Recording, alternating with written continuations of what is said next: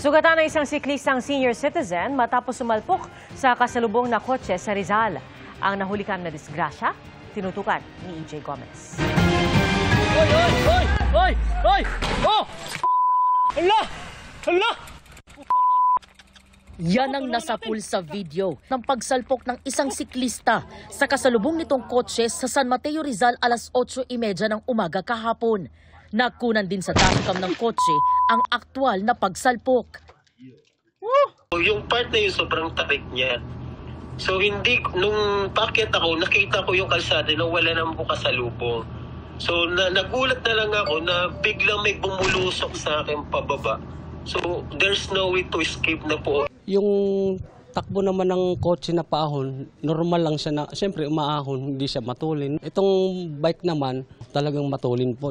Nabasag ang salamin at nayupi at nagasgas ang pintuan ng driver's seat. Nasira rin ang side mirror ng sasakyan. Yung pinangyarihan po ay sharp curve po yun. Napakadelikado, kinukonsider namin siya na accident prone. Binigyan ng first aid ang 63 anyos na biker na residente ng Quezon City. Ayon sa pulisya, nakalabas na ng ospital ang siklista at patuloy na nagpapagaling. Sinusubukan pa ng GMA Integrated News na kunan ng pahayag ang siklista. Nagkaareglo rin daw ang dalawang panig.